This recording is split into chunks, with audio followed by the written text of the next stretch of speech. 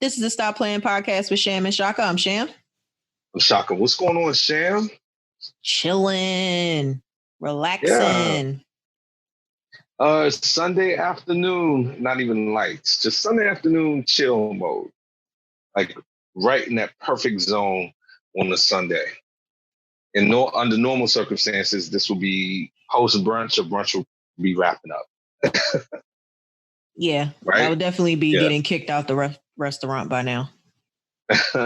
Yeah, or like we talked about before, the waiter comes over and they say, all right, since we have this champagne bottle already open, guys, we'll go ahead and let you finish this. And then you guys gotta go. Pretty much. Yeah. Oh, speaking of brunches, I saw that Sequoia has plans to reopen it. I don't know how that's going to work, but definitely wouldn't work for me. It's not going to work for me either, but I think I see where their head is because of the way Sequoia is set up. I could see them being able to regulate that. But it's I don't agree with it. It's communal food at Sequoia. Like there's no ordering from the kitchen. It's all the food is laid out in one room. Oh, okay. Well, maybe I'm thinking about the wrong thing then, because I'm thinking about everybody being outside. I think you can still order. Like you can still, Well, they probably changed it to that now, but during their brunch, you don't order off the menu. You just get what's out there. Yeah, and the way it's kind of set up, everybody's outside, or the majority of people are outside, and they have like the patio and all that. And it's not like a normal patio. So Sequoia, for our non-DMV listeners, is a restaurant right on the waterfront down in Georgetown. Across from Watergate. Right. And they have a big setup like down by the water where basically you have a huge spread of tables and stuff. So I could see them being able to regulate that, especially if the city is opening up. There's no reason why if they're sitting, I can open up. Well, but the buffet is gone, folks. The city, make your money. People are gonna come, apparently, which kind of feeds into our first main story. But your week's been good. Yeah. Yeah. Good. We talked a little bit before airing, so my job announced that we're gonna be permanently working from home. I think all the tea leaves were pointing in that direction. I made reference to it in a couple episodes before, but now they made it official that, they have not renewed the lease. The lease expired in June, and they were like, we're not going to renew it. So everybody's at home. They're good. We're good to go. So that's where we're at. So that's kind of the big news about prepared for home office. Is my unofficial financial consultant talked about some of the, opportunities we have in the home office. We have in making the home office, and she'll get her correct commission and percentage once I take advantage of those opportunities. How that sound? That's hilarious. Yeah, but look, the reason that my job made this decision, so let's just go ahead and dive in. The COVID-19 pandemic, the coronavirus, which here we are at the end of June. Today is the 27th or 28th of June. So look, back in February and March, we thought that if we being you and I and the people with sense, thought that, if we took things seriously and followed the steps and guidelines and social distance and sheltered in place and did all this stuff, maybe by this time, or maybe by July or August, we'd be coming out the other edge of the tunnel and seeing the light. I've also stated that people cannot be left to their own devices. No, they cannot. And unfortunately, the results, especially lately, as we talked about, we're now starting to see the repercussions of Memorial Day, everything, just states reopening. And the two states who led the charge on just denying facts and doing what they want to do, Texas and Florida. We talked about Florida last. I'm not even going to sit here and act like those protests propelled the number like that. I feel like it's just people just being ignorant and just not being smart about the choices they make, to be honest. I agree. And you're right. I shouldn't have misspoken like that because a lot of people on the protests were wearing masks at least. They were doing that. Yeah. This is about people going to the bar, really, and going to the club and going to restaurants and doing all that. And that's why Florida and Texas are out of control. So we have now surpassed broken records for infections over the last 2 days. They announced it on Friday, like, hey, man, we had 35,000 new cases. They announced that on Friday, and they were like, we're broken the record. And then on Saturday, they were like, we broke the record we just broke yesterday. Now there are 45,000 new cases. And Friday, Florida reported 9,000 new cases and then turned around Saturday and reported 9,500 new cases. That's 18.5 in 2 days. In 2 days. Texas and Florida out of control. Ron DeSantis, who we have talked about on this show. Dummy. He's been a dummy from day one, and he's been a 45 surrogate from day one. And just like 45, he's come right out there and basically in the face of all facts, all he said was, oh, well, just like 45, oh, well, the only reason we have these increased cases is because we've increased the testing. And everybody's like, no, that's false. It's false. And you know it. And he had to dial back a little bit and say, all right, well, I'm going to at least put some regulations on the bars and make people wear masks. And the bar owners are mad about that. Well, all the beaches are still open. Everything's still open. So Florida is a disaster. And Shan, if you've seen the reports out of Houston and Texas in general, but Houston is in crisis mode. Right as we speak, they are at 100% capacity at the hospitals for ICU and, ventilators and ICU beds. They looking like New York right now. They're looking like New York was looking. Mm-hmm. Yeah. Well, yeah, and, right. They're looking right now like New York was. Got it. Exactly. I want to make sure I clarify that. Because New York is looking like weed and... like don't even try it. Y'all getting held at the state border. Don't even come in here. Which was confirmed by Andrew Cuomo, or not Andrew. Is it Andrew? Actually, yeah, Andrew. It Cuomo, is Andrew, right? Governor. Yeah, he was on Jake Tapper earlier, he was on Meet the Press earlier, and he confirmed that. You want Jake Tapper to be the host of Meet the Press? That's why you said that. Yes, exactly. And I watched both of them today, and I'm amped up. But yeah, he was on Meet the Press earlier, and he confirmed what you just said. He was like, "Look, we did what we were supposed to do.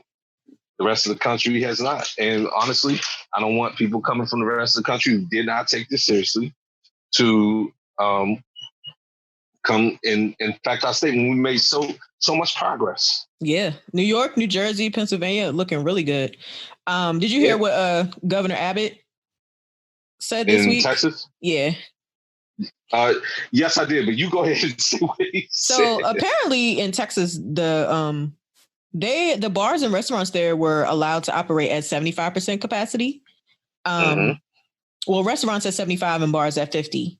And, that's outdoor and indoor seating.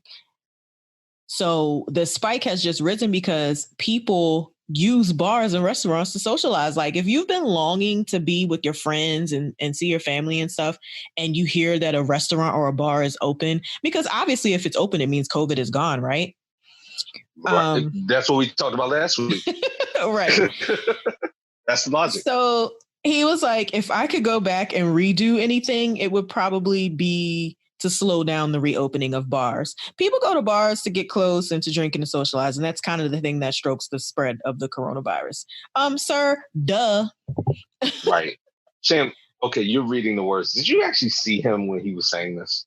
Absolutely not. And I don't care to, because that would have just made me want to throw something at the TV. Which it made me want to do. That man was saying that like he discovered the theory of relativity. And that's how it sounds. Yeah. He was saying that like, so what we came to realize is that, and it's like, are you serious, Slim?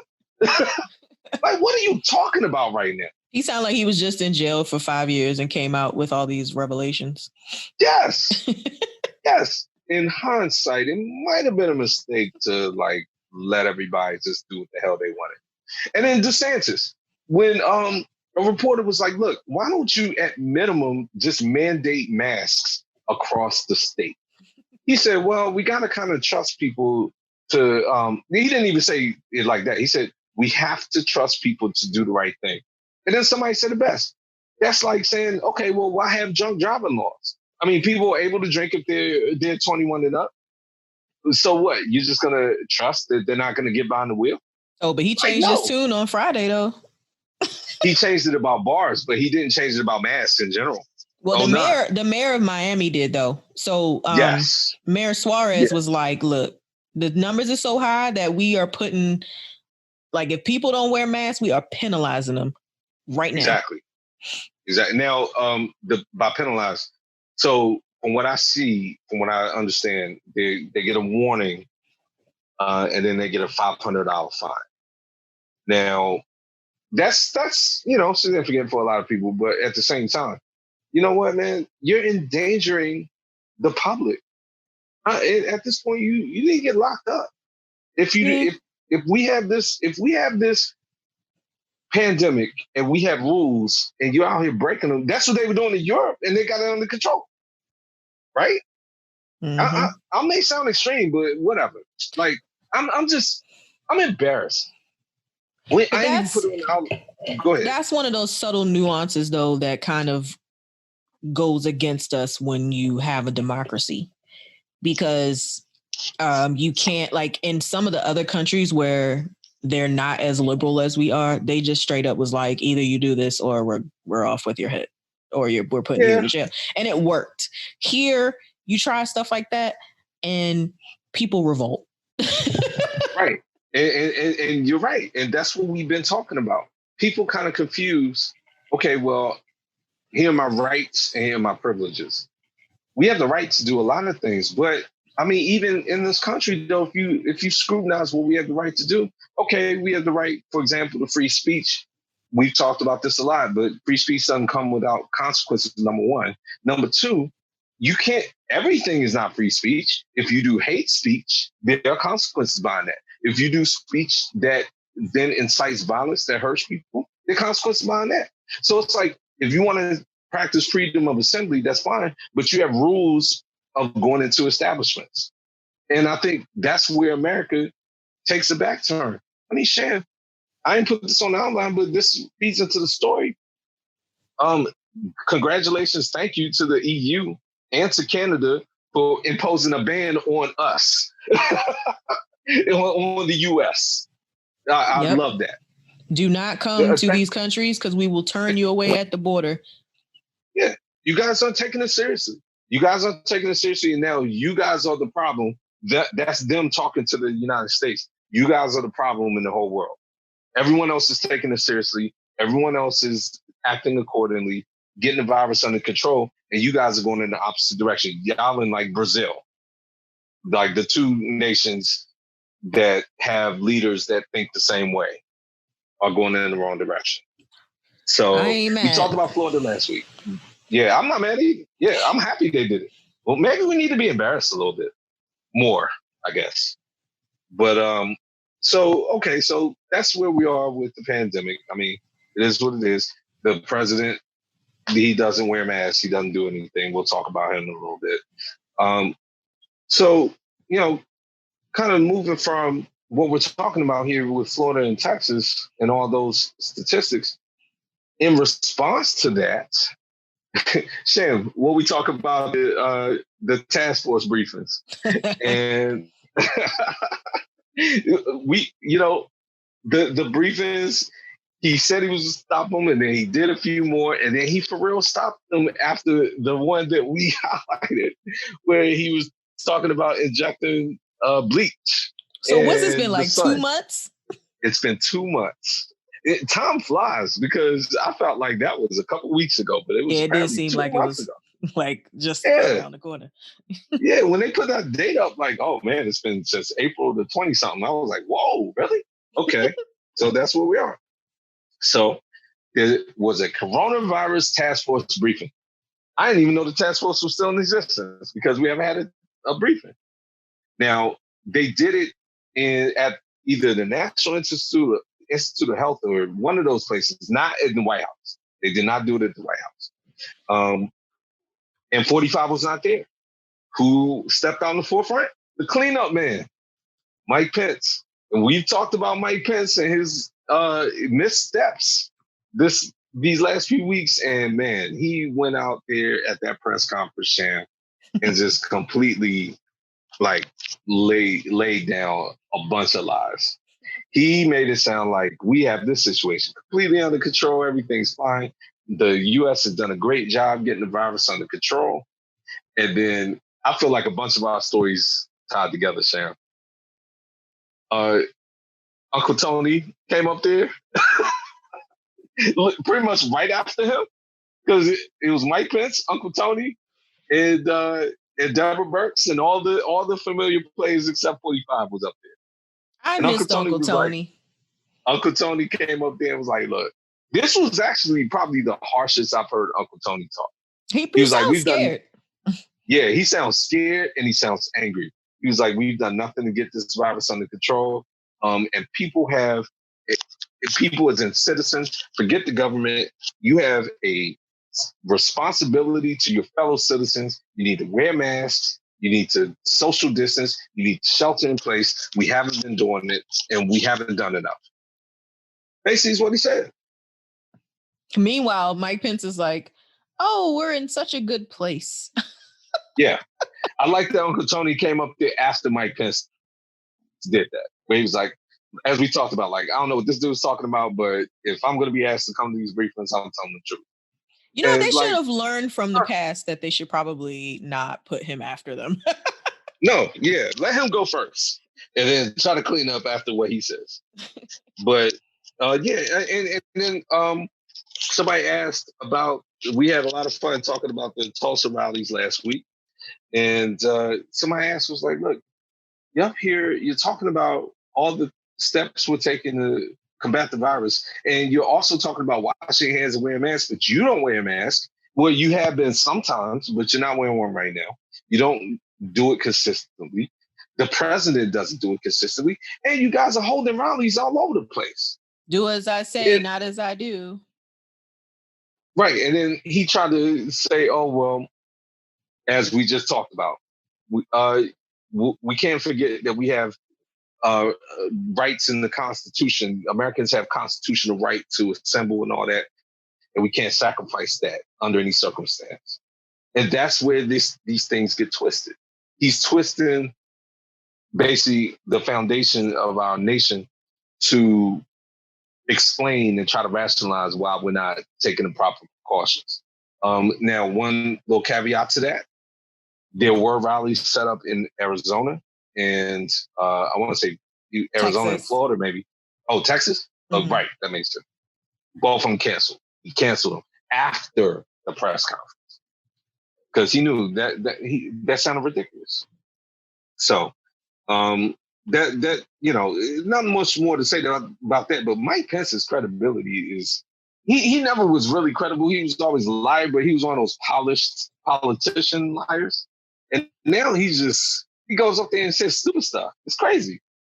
It's crazy. He made sure to say that the Trump administration had truly remarkable progress in moving our nation forward because of the improvement in jobs and retail sales. Because no one cares if you people are dying. We just need the economy to boost, and we need those numbers back up. Exactly. You got to hit all the talking points for the election. That's pretty much what he's doing. Like, it's just crazy. It's just absolutely crazy. Yeah, and right. And hopefully, you know, by the poll numbers, and you've been leading the charge, and you've been correct. Those poll numbers are still looking bad, Sham. They are looking worse by 45. The day. Worse by the day. Like a historic difference in poll numbers between the two. It's like crazy. Like there's no poll in which Donald Trump is even close to winning or leading in, I should say. And apparently he knows that because he's been kirking out behind closed doors as we like. I love that. I love to hear stories like that. I don't even care if they're true anymore, but I know they are true because just the kind of dude he is. But yeah, he's panicking.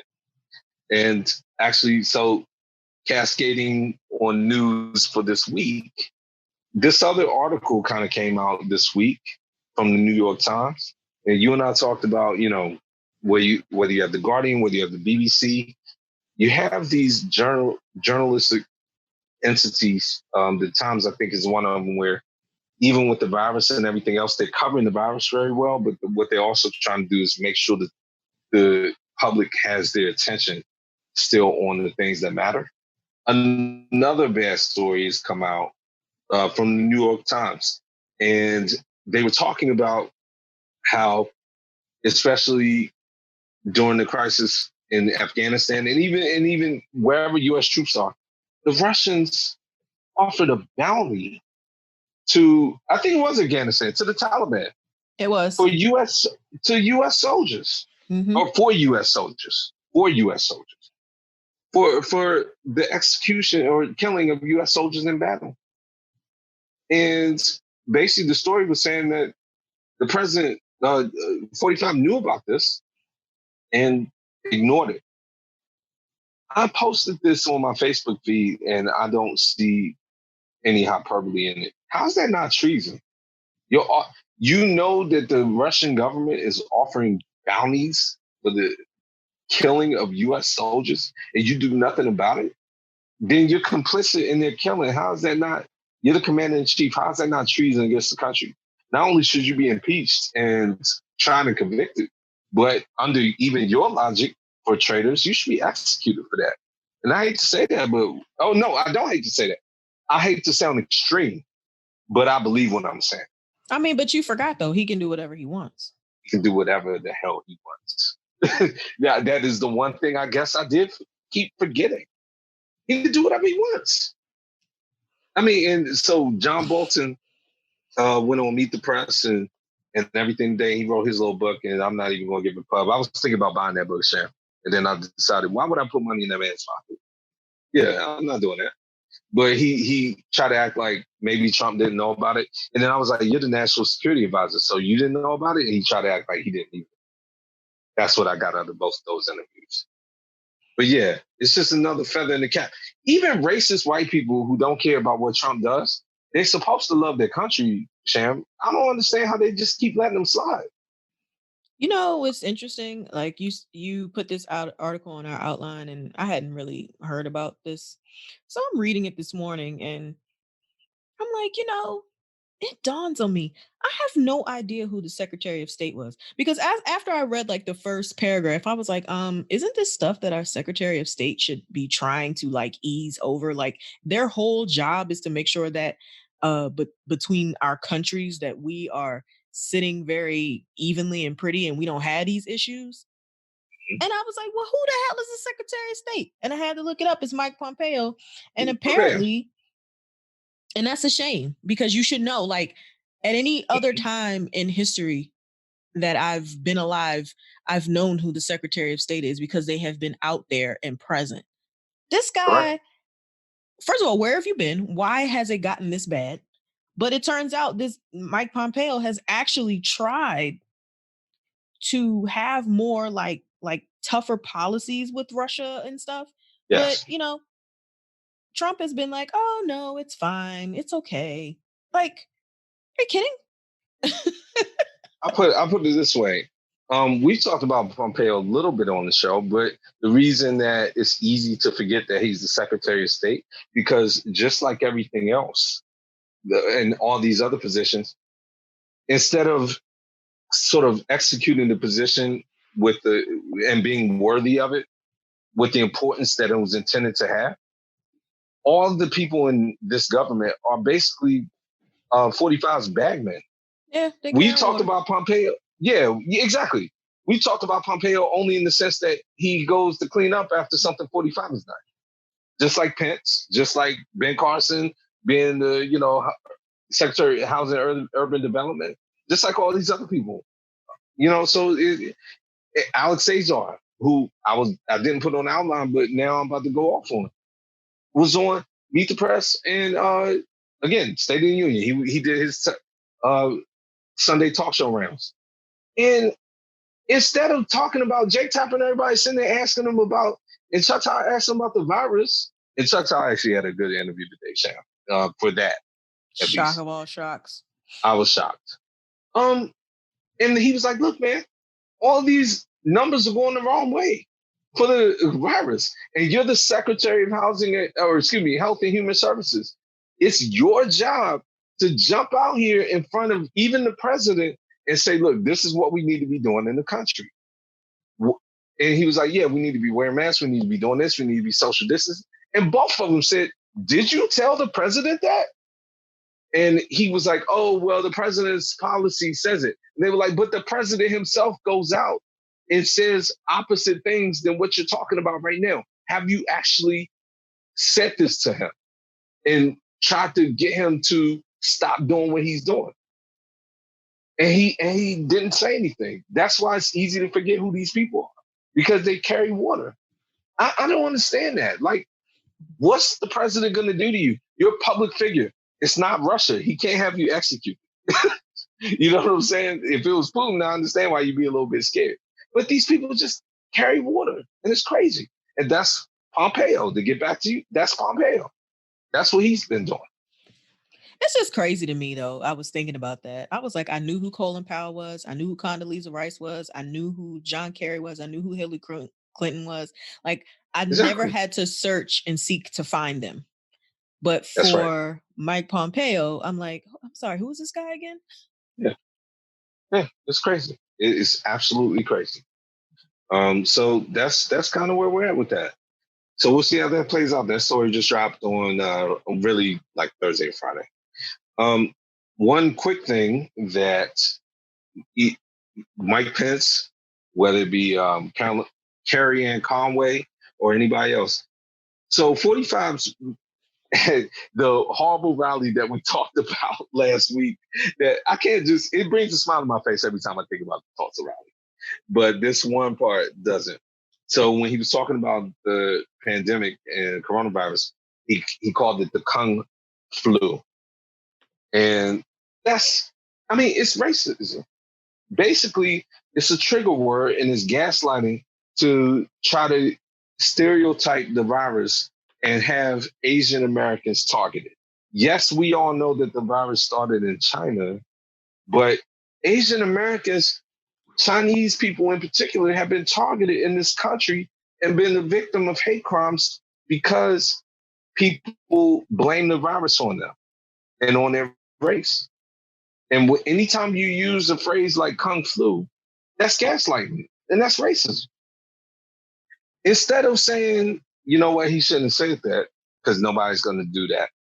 Kellyanne Conway, a couple months ago, when it was kind of discovered that somebody in the administration had used that term, it wasn't the president, but she was like, oh, well, whoever that person was, you need to let me know who that was because we would not allow that. Then when it came out that the president allowed it or said it, she backtracked and was like, look, let's not even talk about the terminology. Let's just talk about how we're going to fix the virus. Racism. It's just ridiculous. And the reason I point it out is because it's been a moment for Black people. And hopefully we're still in that moment. Sham, as we'll talk about later. But we can't turn our eye to racism on any level to anyone, period. I don't know if you'd even seen that. Had you seen that? Mm-hmm. Yeah. This is crazy. And he got other people saying it too. Yes. So I was like, It's stupid. Yeah. It's real stupid. Before we wrap up, so we got a couple of, wrap-up stories.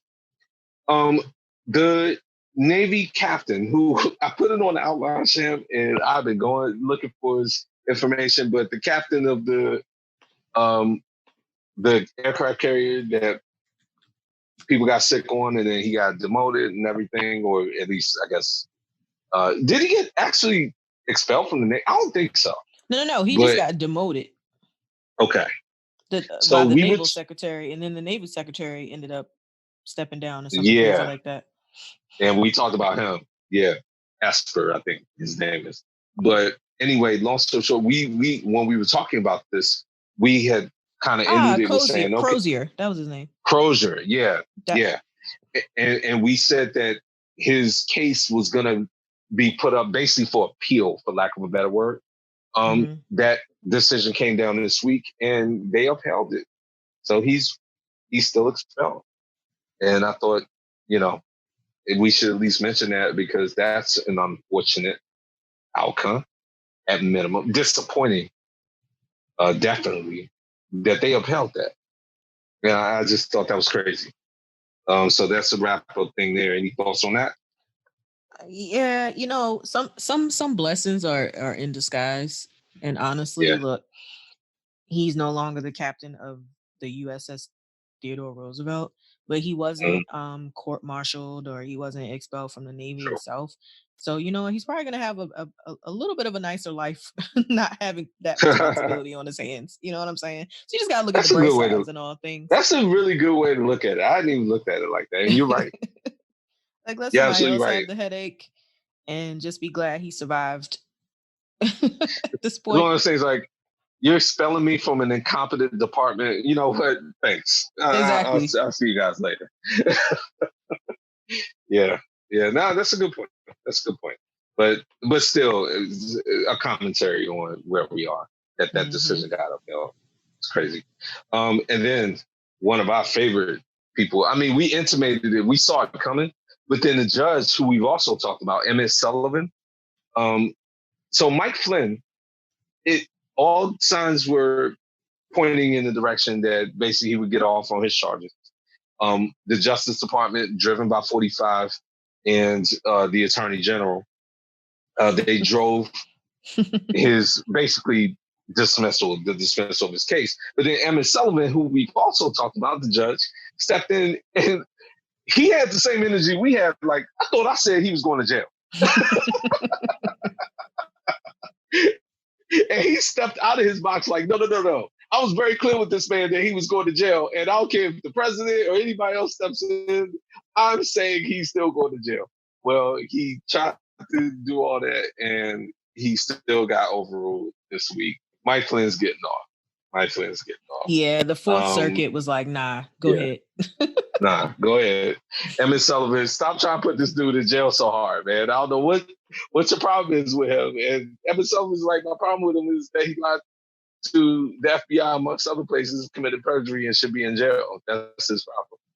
But I guess, yeah. So Mike Flynn skating, Sam, the picture that was on the article that I saw, I feel like they used the same cutout picture of him in the shades, either coming into court or strolling out from court. That man is just completely comfortable with the legal system. It's crazy. It's absolutely crazy. But yeah, did you see that picture? No, but I know the one you're talking about from before. Yeah, you know the one I'm talking about because it's the same one. Him smirking like, I ain't going to jail. Every picture I see of him, he's smirking. Like, yeah, he's smirking like, y'all think I'm going to jail, but I'm not. He's either smirking or cheesing, so whatever. Right. And he got his shades on. Like, yeah, I'm going to go home and go that overdue dinner with my wife that I was planning on not going to jail. Now I'm doing that. So that's it. That's all the political news I have to take today. It's been a crazy week, but we'll wrap it up quickly. So what do we got for entertainment? We got some interesting stuff. So what you got? I had heard about this earlier in the week. I didn't know how much steam it had behind it, but apparently Jamie Foxx is going to play Mike Tyson in a biopic. Yeah. I saw it might have been fan art, but it was presented like it was an actual photo of him on set or whatever.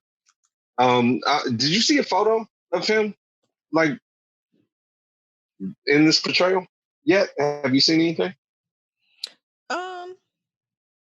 No, but it is true. Like he's been bulking up, and yeah. And they met, and Mike Tyson told him, look, this is how you're going to play me. And it was confirmed that it's actually going to be a biopic.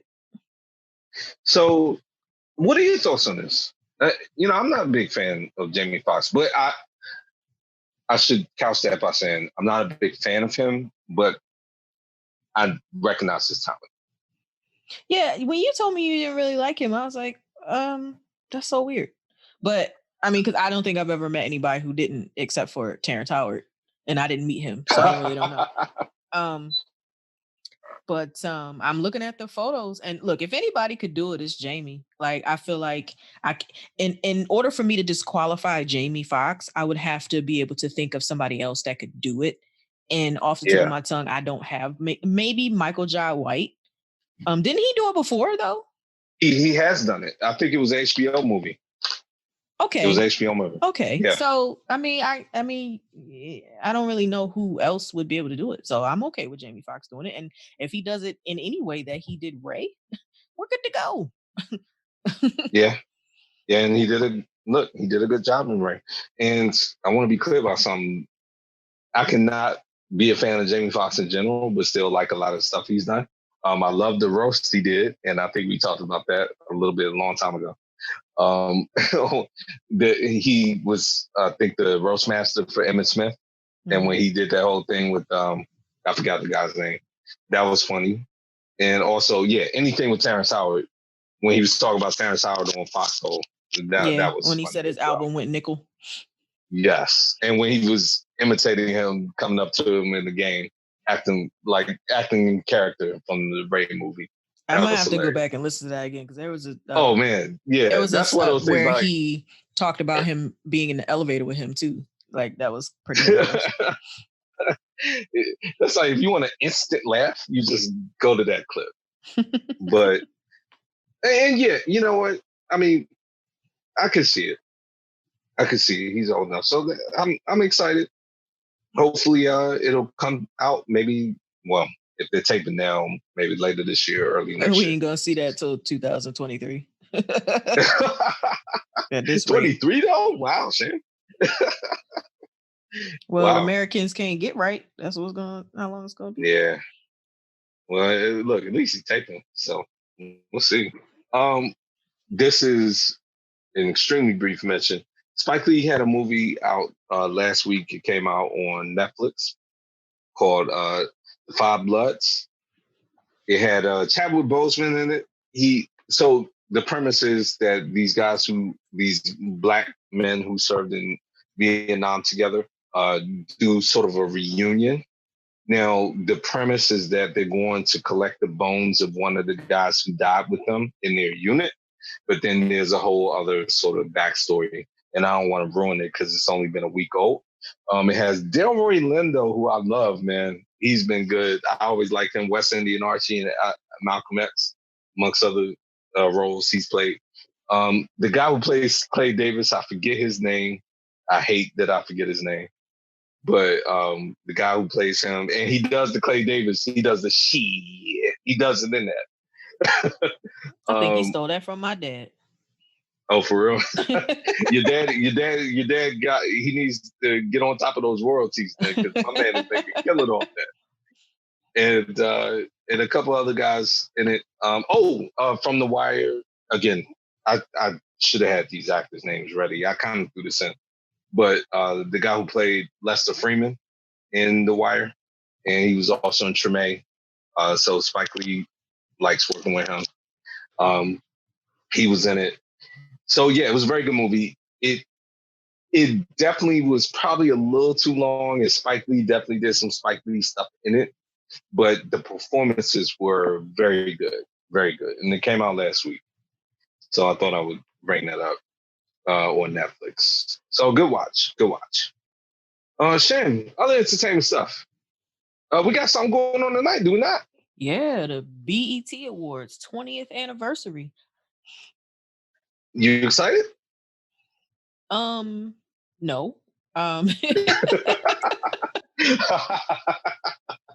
Why are you not excited? I haven't been excited about the BET Awards since the first one. So, you know. I mean, I saw a commercial for it, and they have some, they got some things lined up. Yeah, they got a lot. Yeah. So I will say this: excited, maybe not the right adjective, but interested, intrigued. Those are some adjectives I would use just because of how things are right now in the climate. So are people just going to be because there's a lot of performances lined up. Are people going to be doing the performances from their home? Are they going to be at sound stages? How they're going to link it all in? Yeah. The biggest announcement that was made though was that Amanda Seales was going to be the host. And when I tell you Instagram like lost their minds and Twitter, like social media went nuts because I mean there's a big split on her just as a person. I mean we've talked about her a lot and We've a lot talked about her. Yeah, her mouth can get her in trouble. True cancer fashion. But a lot of people were saying, you know, they feel like she thinks she's smarter and more woke than everybody else. And, you know, maybe it's not a good fit. Other people are like, why can't she get a shot just like everybody else? Like, what? Maybe that's the kind of person we need in this climate. So I have no opinion on whether or not she should do it. I'm just glad they should just be happy somebody is available to do it, to be honest. But she'll probably be hosting from her mom's house in Florida because that's where she's been staying during the whole quarantine. Okay.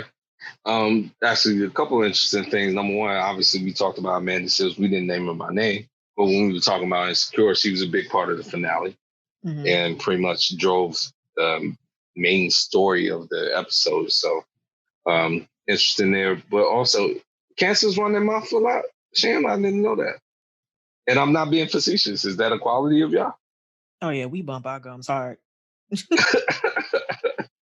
we speak without thinking a lot of times, like because we're emotional. We move on emotion, so we'll say some stuff, kirk out on somebody, and be like, "Oh my God, I'm so sorry. Will you still love me? Will you be my best friend? I didn't mean it." Like that's how we roll. I've never seen you do that, but all right. I've never been driven there. Okay, cool. Not you and I, but I can recount some stories offline. Yeah, offline. By the way, I wanted to mention at the top of the show, but you got a birthday coming up next week. So, fam, we may not tape. It's looking very unlikely that we'll tape next week. It's just a lot of going on, especially I'll put it on me a lot on my side next week. Next week is the 4th of July weekend. And Sham's birthday is immediately pretty much after that. So happy early birthday. I'll say it on the podcast. Got anything planned, Sham? Yeah, no.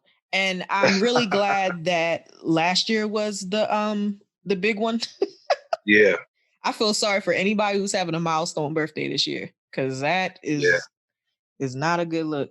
So it's kind of like the graduations and all that. Yeah. Hey, look, 41 is about to go by very like underwhelmingly. Let's say that. I hear that. But yeah, so okay. Well, hopefully next time we keep your energy for all the feedback because I like you am intrigued. I will probably not be watching, but I want to see how BET treats this because they're even they are planning up like, look, this is the 20th anniversary of the award show. So let's see how they treat this, especially during these times, and see how things unfold, especially with Amanda Seales. So keep your energy for the analysis, hopefully.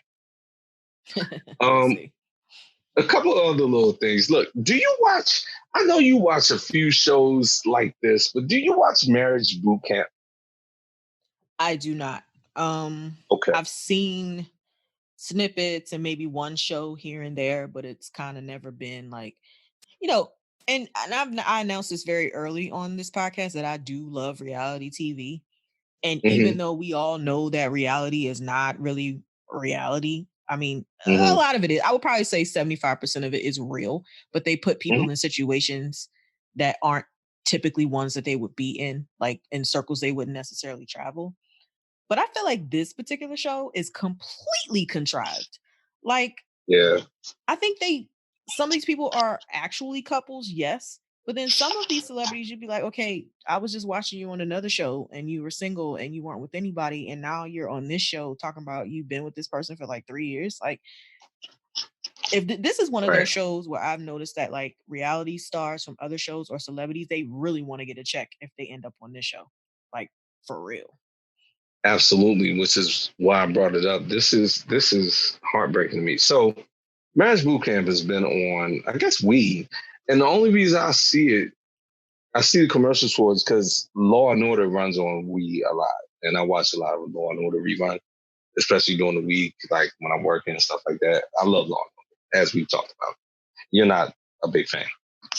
But a couple years ago, or even last year maybe, CeeLo was on this from Goody Mob. He was on this.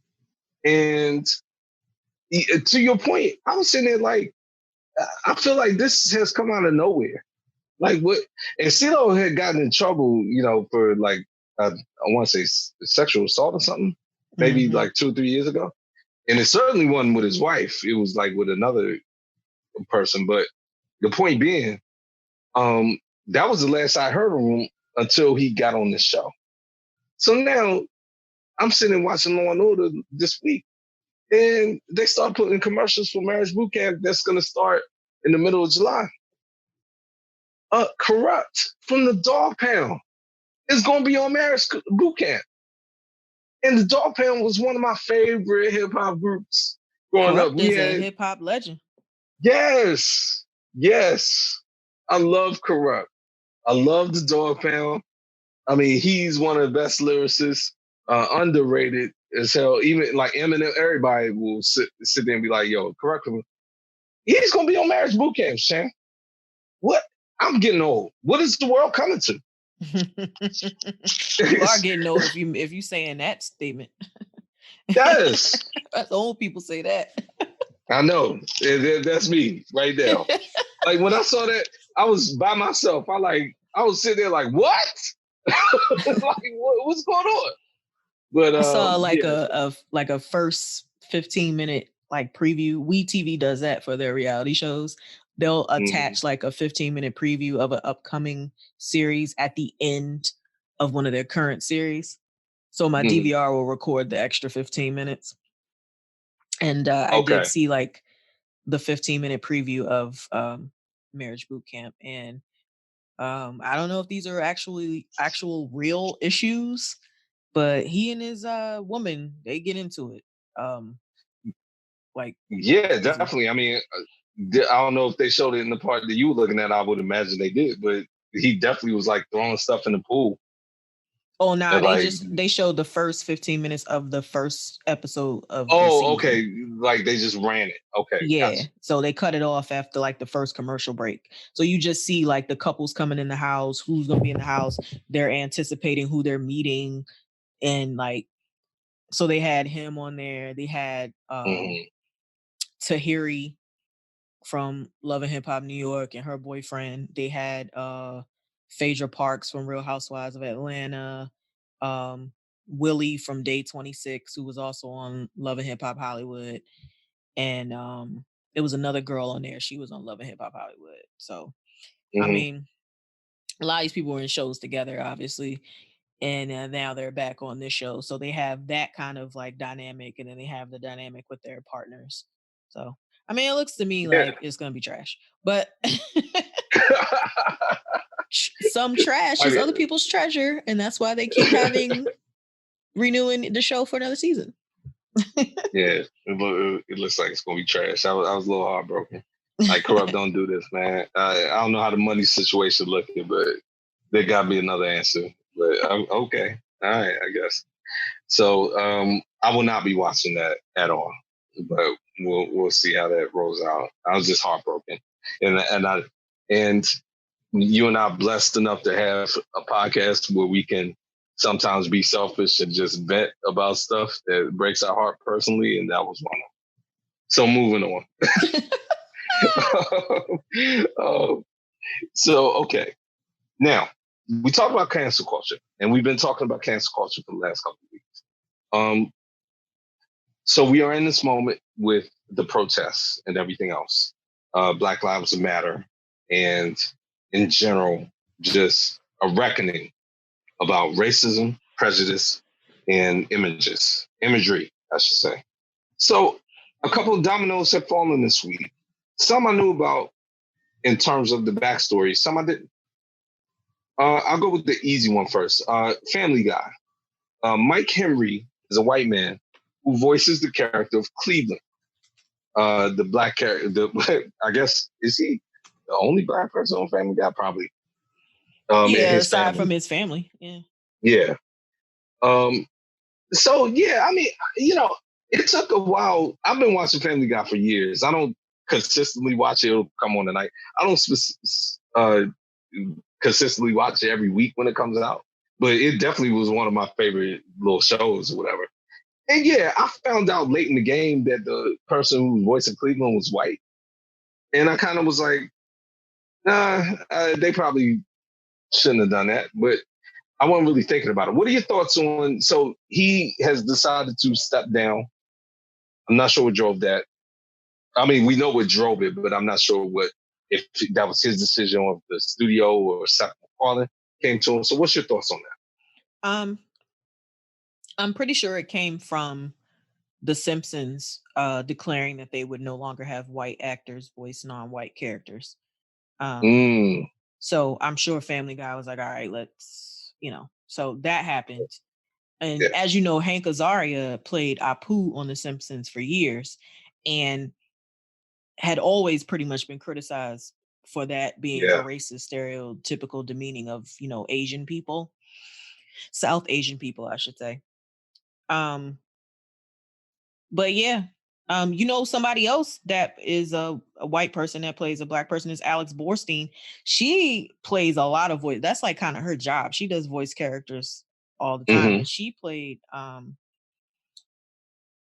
Tawanaka on the show. Oh yeah, the reporter. Right. And her claim to fame is being like, her claim to fame is being like an Asian character when she was on Mad TV. Yes. And you know Ms. what? Swan. Now that I see Trisha Tawanaka, they formed her hairstyle the same way. Miss Swan, I tell you everything. I tell you everything. Yeah, no. Yeah. But yeah, so this is one of the things that black actors have been complaining about. Now, Mike Henry has played this role for 20 years. I didn't even realize Family Guy had been on that long. Like, that's a long time. Yeah. And then the spinoff, the Cleveland show, which is canceled now. But he's put in some time as a black person from the DMV who moved to a different town. But again, my point, this is what black actors have been complaining about for years. Like, they don't get enough roles, and then roles that should be created for them or played by them are played by white actors. And it's just interesting to me that it takes somebody 20 years to say, you know what? I love this character, but persons of color should play characters of color. It took you that long to realize that? Right. Right. And see, again, it's kind of like what we were talking about the governor of Texas. People have these moments where they're giving us common sense facts as if they're discovering something. It's crazy. It's crazy. But yeah. So, we'll see what other dominoes fall. Oh, actually, okay, we have a couple other ones. Splash Mountain. Tim, you talked about Disneyland a long time ago when you were talking about going to Europe for Disneyland. Did they have Splash Mountain at the European Disneyland? Okay. Well, they definitely have it in the States. And I heard of Splash Mountain. I did not know the horribly racist history behind that. So Splash Mountain is a part of a movie called Song of the South that came out in 1946. And Sham, this movie is ridiculously racist. And we don't even got to go through all the details, but just listeners, Google it, pull it up, and then you'll see. And Splash Mountain is going to rename, Disneyland is going to rename the Splash Mountain name. They're going to base it on something from The Princess and the Frog, which obviously is the only was black the first Disney cartoon. Yes. Very good movie, by the way. So Disneyland is stepping up, doing that. Now, and I was contemplating whether to put this in a political segment, but I said, nah, you know what? I just wanted to lump it in with all the other branding that we were talking about and sort of the cancel culture. so I'll put it in entertainment. Woodrow Wilson. I mentioned him briefly in the context of being visited by the ancestors of Dave Chappelle from my ancestors' lynching. But he was president in between 16 and 20. And a prominent figure, he was a Princeton grad and a prominent figure at Princeton and also in DC. We have the Woodrow Wilson Bridge. So I'm curious what they're going to do. Princeton has decided to rename any entity there from Woodrow Wilson. I think there's a building and some other stuff. Well, Woodrow Wilson was a virulent racist. He was very smart, which is kind of the most dangerous racism. He didn't just have this kind of ignorant, like, shouting racism. He kind of had an analytical racism to him. He was very much considered a scholar, and he gave very scholarly reasons on his part why white people were better than black people. And he was very racist. And Princeton University, who has proudly touted Woodrow Wilson as one of its alums, they are now renaming stuff that Woodrow Wilson was, that he's been glorified on. They're renaming stuff from him. And also, I think Woodrow Wilson is on currency as well. I need to think of which bill he's on, but he's definitely on the bill, if I can think of it while we're talking about it. But yeah, so cancel culture, Shan. What do you think? Yeah, get him out. Get him out. Get him out, man. It's crazy. So, besides that, I don't really have too much more entertainment stories for you. Like I said, not much going on while we're dealing with the virus. So he was on the $100,000 bill, which neither one of us will probably ever see in our lifetime. So. Oh, Sam, don't say that. I have a lot of hopes. I have a lot. Well, to your point, even if we have money, who's coming around with $100,000 bill, right? Yeah, I mean, they haven't circulated that bill in like 50 years. But if you see it, it's still legal tender. So there you go. Yeah. I'll do Scrooge McDuck. I'll put in a little. It'll be like my lucky dime. Yeah. Any more entertainment story? Nope. Ready to get into some sports? Always. Let's go. Actually, sports picked up some steam at the end of the week, didn't it? We got some big announcements. Yeah, dumb announcements. Yeah. All right, so let's start with the MLB. So, during the last couple of weeks, all I've been talking about was how bad they were tripping, and they weren't going to get it together. And then you came in last week, was like, "Hey, wait a minute, we got to vote for the Players Association." And I kind of downplayed it, like, okay, well, that doesn't mean anything. Well, it meant a lot. You were absolutely correct. The Players Association voted in favor of a 60-game season. They ratified their vote. Now, the Major League Baseball hasn't officially, I think, ratified it, but they came out with the schedule with ESPN. Mm-hmm. So that, to me, they wouldn't allow that if they didn't think it was going to pass. So the Nationals and the Yankees will headline opening day, quote unquote, or the 2012 version or 2020 version of that. We'll have a primetime game. They're playing on July 23rd, but the actual opening day is July 24th. Yeah. So they're doing a primetime game in advance of it. Yeah. Obviously, I'm going nowhere near that game. Under normal circumstances, I would have loved to have gone to that game. But so MLB is opening. They're going a 60-game season. What are your thoughts? I'm okay with it, but I think it's dumb. I mean, how are they going to do it? Are there going to be fans? No, it's going to be empty, right? Yeah. Keep your corona amongst yourselves, I guess. Maybe I shouldn't be so negative. Maybe I shouldn't make assumptions. But I'm also a realistic person. That's a lot of players to be around each other daily and not have that be a consideration. I don't know. Yeah, I mean, here's my question for you and obviously our listeners as well. Of all the sports, though, I guess baseball does lend itself to at least the least probability of like there's very little contact on the and field. most of the on the field. Yes, to your point. You got the locker room and everything else and the clubhouse and all that. The dugout. Yeah. They're literally sitting on top of each other in the dugout. But as they're playing, they're spaced out. Facts. They're spaced out. And unless you got a runner or a batter and he gets to a base and he's standing next to, the baseman. And even then, people are distanced.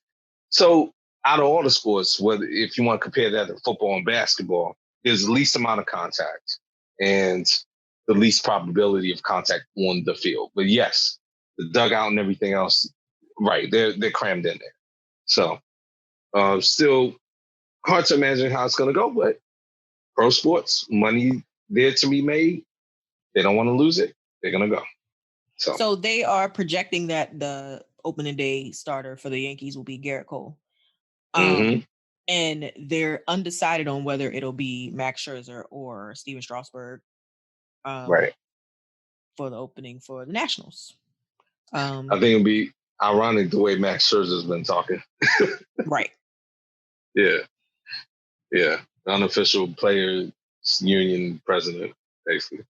But all right, well, so we'll see how it goes. I'll watch it. I mean, clearly.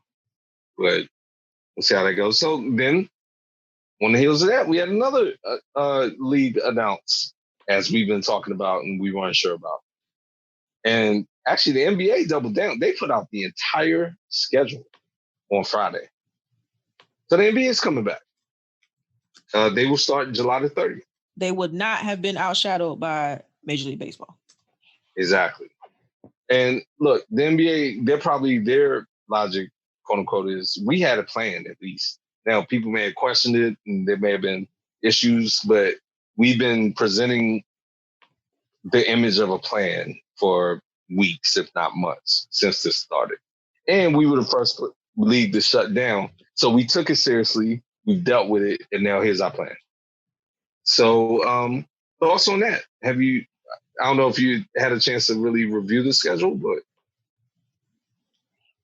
July 30th. So not only are they like, baseball, you're not going to steal our thunder. We're about to be right behind you. They're doing a double header too. Like, look, I don't really have much else to say about the NBA. It'd be nice to watch on TV. Hopefully they don't have fans in the stadium like they said initially. I believe, and I've said this before, that this will lead to a lot of advertising revenue for the networks. As long as they can keep it safe, then I'm good with it. I will be watching. But it's just interesting to me that Florida is out here spiking as like one of the worst states, but they get to benefit from all of this revenue. Exactly. It's crazy, actually. And people have already been getting sick, especially on the Yankees. Like, there was a report. The Yankees, Phillies, we talked about it last week. So it's crazy. Yeah, so the NBA, obviously, we'll see how it goes. There have been questions raised by not only Kyrie Irving, but a few other players. There have been questions raised by Donovan Mitchell, as you talked about. But we'll see how it goes. Now they at least have a schedule. So there's no turning back now. And we'll get ready to go. Yeah, now, a future that does not look certain or even good, college football. So there's so many moving parts. Yeah, and we'll get to college basketball when the time comes, because that's November. So maybe, there'll be some kind of contingency for that. But for right now, college football, which is the big college sport, that ostensibly is supposed to start at the end of August. And here we are about to be the beginning of July. Colleges in general don't even know what they're going to be doing in terms of letting students back on campus. There are too many moving parts to this. I don't see how they can navigate this out. So that kind of, people started mumbling about it this week as the pro sports started to pick up steam. Mm-hmm. And when you think about it, I just don't see a path that is reasonable for college football to resume in the form that we know it. Oh yeah, I mean, positive results are popping up all over the country with the teams because they all had to report pretty much within the last few weeks. Clemson announced on Friday that they had 14 players test positive. That's a total of 37 on the team. That's a third of the roster. Texas Tech, I mean, we talked about Texas earlier. They have 23 positive tests, and 2 of their players have yet to recover. So they don't even know how that's gonna go. My homegirl, one of my close friends, she just dropped her son off at Rutgers last week. And like the next day, they said that there were 2 positive cases. Wow. And it's just like, I don't know how they are going to be able to have a college football season and not, unless they just are like, look, we just going to take our losses where we get them, which would be terrible to send your, son or daughter to college. And then, this is where, because remember what used to be the college virus, what was it? Mono. Yeah. Mono. Or in we what's talked the about other it. one? Meningitis, was it? Meningitis, yeah. So imagine sending your kid to school and they don't come home because they done caught something from another kid. And this one we know about that's blatantly out there. And y'all gonna haphazardly take care of my kid? No. They need to just turn around and go home. Squash this season. Yeah, and in order to have college football, you have to have buy-in from every source, right? So every area of the country. So if you have one area of the country, specifically the SEC, which is, the biggest top to bottom conference besides the Big Ten, maybe between the two of them in college football. And you have all the areas where the SEC is still just getting completely laid down by this virus. You have a diminished product even if you want to resume operations. Everybody has to be on the same level because, you're just not going to have the same product. So pretty sad referendum on that. But the bigger priority is let's get the kids back into school first, and then we can talk about the sports. One particular program has canceled its football season. That's Morehouse and HBCU in Georgia. One would say that they never even had a football team. However, I mean, that's big when you just flat out say, like, this week, you know what, let's not even chance it. We're not doing football this year. It makes me question what happens with the scholarships, though. Like, I don't know if you can penalize those players. Absolutely not. Absolutely not. Yeah. You know what? That hadn't even come to my mind until you said it. They better not. Yeah. They better not. Yeah, that's not the players' fault. Let them still go. Matter of fact, it would expose everything the NCAA claims that they are not if they were to interfere in any way in those scholarships. So I'll put it that way. But so just to round it out then, so on from college on to the pros, we talked about the other pro sports. Now, the NFL, there's no reason to believe that it will not resume. I kind of had a crisis of conscience yesterday and during the week because they canceled the Hall of Fame game. And I was sitting here like, of course they did. The NFL really should cancel. They're the most contact sport, and we haven't gotten this under control. But now that I've seen the other leagues get back to business, there's no reason to believe the NFL owners are going to let that money stay on the table. Well, the Hall of Fame game is inconsequential anyway, so yeah, it was just an extra preseason game that those two teams are going to have. So they probably are glad, the players anyway. So the NFL Hall of Fame game gets canceled. What does the process look like in terms of camp, in terms of players getting cut, picked up by waivers, things of that nature? What does that process look like? Well, I mean, let's pump the brakes for a second. It's only canceling one game. And that Hall of Fame game wasn't going to be the barometer to decide which players were on the team. Now, if they go forward with the rest of the preseason games, it's like nothing has changed. Um, Now, the opposite of that is, basically the question that you're asking me is that if they're done, now you're just like taking a stab in the dark at this point. You're just gonna have to basically base it off of tape, workouts, practices, I guess. I mean, I don't know what else you would do. Yeah, I mean, yeah, I guess. I mean, what if you got drafted or not even drafted? What if you're unfair? Yeah, I mean, you just said it. That's the best they can do. That's think about those guys who are on bubbles. I mean, this is devastating. They don't have an opportunity to make teams or put tape out or do anything.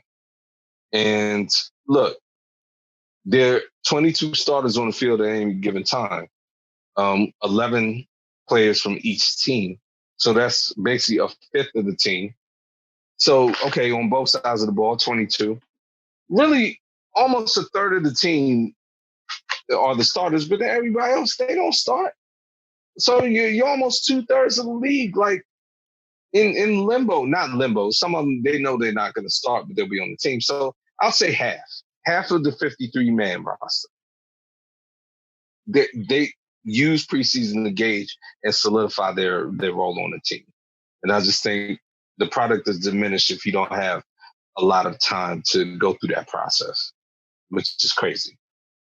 Well, look, a lot of things are going to be diminished as a result of the coronavirus, and 2020 is just going to be like a year of losses, and not even from like the death standpoint, but I mean, there's really not much you can do about what's happening. You just kind of got to keep your head up and keep moving forward as much as you can, and that's not even just with sports, with everything.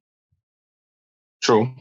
Do you think NFL is still going to start on time, like everybody else? No, I don't think so. I don't Okay. think so. So I think what's going to happen is baseball is going to resume. NBA is going to resume. I think that's going to be like what the NFL looks at, and I think you brought this up last week. What the NFL looks at to kind of gauge what their season could look like. I think it could all go swell as long as those two sports go smoothly. If they start mhm. having a bunch of coronavirus cases popping up within those two sports, then I think the NFL is going to have to take a pause and be like, okay, wait, let's rethink this. I akin this to the resurgence in the southern states. Like, Yeah. we thought everything was cool, or some people thought everything was cool, and they kind of went lax, and then boom, here we are with a resurgence. I think the NFL commissioner and owners need to think of that possibility as well. Like, just because right now it looks like it could be a good possibility, just look at the trends. That's all you can do. hmm Okay. You just by you breaking that down, you made me feel a lot better. I was, yeah, I'm telling you, man, I was spinning my little mindset into a negative circle, and you know, yeah, I call myself having a come to Jesus moment about the NFL. Like, I don't think it's gonna go, man. And I was getting sad and all that. So if it's thought through the way you just talked about, I now feel at least a little bit hopeful. But just as we talk about at the top of the show, the attitude of the country just discourages me about anything resuming the way it's supposed to. We Yeah. haven't acted right. Yeah. Yeah. Yeah. You So, got anything else? Yeah. episode 71. Let's wrap it up. Yes. Yes. And man, we leading the charge towards 100, man. It's not that far off. It's closer than you think. But I think I can speak with certainty. I don't think we're gonna tape next week on holiday weekend. May do some releases though. We'll see. We'll see. And give you guys something to listen to. But in general, Sham, you have a good 4th of July weekend. Family, You have a good 4th of July weekend. And just shelter in place and do the right stuff. If you're going to go out, wear a mask. That's all I got to say about that. Yeah, don't be out there going to no cookouts with hundreds of people. Like, chill. We know it's 4th of July. And like in a lot of places, fireworks have been canceled. So try to do your best to stay inside and think about your friends and family who love you and don't want you to get them sick. How about that? Exactly. So that wraps up this episode of the Stop Playing podcast with Sham and Shaka. As always, you can catch us on every podcast platform there is. Just put in a search and type in Stop Playing Podcast. Visit us on Facebook and Instagram at the Stop Playing Podcast and on Twitter at Stop_Playing Pod. Like we always say, no double dipping unless it's the podcast. Keep your chips on the plate, and we will talk to you again real soon. All right, guys. Stop playing.